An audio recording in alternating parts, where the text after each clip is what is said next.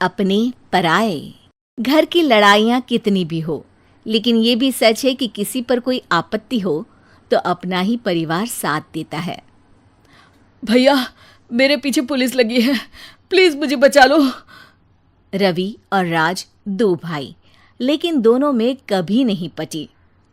अरे क्या हुआ छोटे, क्या कर दिया तूने? अरे कुछ नहीं भैया, मेरा दोस्त है ना राजू, वो मुझे लेकर बैंक गया था। मुझे नहीं पता भैया कि वो वहाँ बैंक लूटने जा रहा है। मैं उसके साथ बैंक में घुसते ही सीसीटीवी कैमरे में दिख गया हूँ। अब पुलिस मुझे ढूंढ रही है भैया, मुझे बचा लो।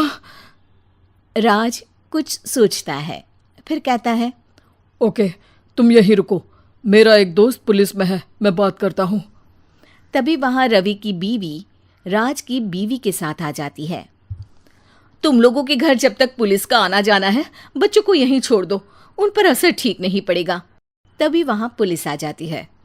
चलो चलो, कौन है रवि, थाने चलो। मैंने कुछ नहीं किया, मुझे कुछ नहीं पता। अरे वो तो पुलिस स्टेशन चलकर ही पता चलेगा कि कुछ पता है कि नहीं, चलो। कहानी का फ्लैशबैक। भैया, मुझे मेरे मकान में हक चाहिए ही चाहिए। अरे लेकिन छोटे, अभी मेरे बच्चों पर काफ़ी खर्चा है, तेरी भाभी की भी तबीयत ठीक नहीं रहती, बजट बिल्कुल नहीं है कि मैं अलग होकर रहूं। देख लो भैया, 1 महीना है तुम्हारे पास, जल्दी से घर खाली कर दो। अरे कैसी बात कर रहे हैं भैया, मेरे शरीर में अभी इतनी हिम्मत भी नहीं कि घर को खाली करे। तो क्यों अपना पोषण बेचा भाभी? अरे तुम तो जानती हो, पिताजी की बीमारी के कारण उन्हें हमारी ज़रूरत थी, कैसे आते पैसे। ससुर जी तो बूढ़े थे भाभी, उनकी बीमारी में भी पैसे लगाना कौन सा अकल का काम था। तो क्या पिताजी को मैं मरने के लिए छोड़ देता? अरे रवि, तू तो समझ, पापा को हमारी ज़रूरत थी, उन्होंने हमारे लिए हर वो काम किया जिससे हमें खुशी मिले। बैक टू रवि, जो जेल में बैठा है। ये मैंने क्या कर दिया था? मैं ना पिता का हुआ ना ही भैया का, मेरे साथ जो हो रहा है ठीक ही हो रहा है। तभी वहां पुलिस वाला आता है। रवि, तुमसे कोई मिलने आया है। भाभी, आप यहाँ क्यों आई? पुलिस स्टेशन है ये भाभी। भैया, आपकी जगह मेरा भाई होता तो क्या मैं नहीं आती? अच्छा, ये खाना ले लीजिए, खा लीजिएगा। आपके भैया लगे हैं वकीलों और पुलिस वालों से बात करने में, डरने की कोई बात नहीं, जब आपने गुनाह किया ही नहीं तो सज़ा भी नहीं मिलेगी। रवि भाभी को देखकर रोने लगता है। घर में साक्षी चुपचाप बैठी होती है कि तभी सोनम कहती है, अरे साक्षी, क्या हुआ, परेशान क्यों हो रही हो? भाभी, अभी अभी पुलिस स्टेशन से खबर आई है, इन्हें बड़े जेल में शिफ्ट किया जा रहा है, मैं क्या करूंगी भाभी? रो मत, हम अच्छे से अच्छा वकील करेंगे।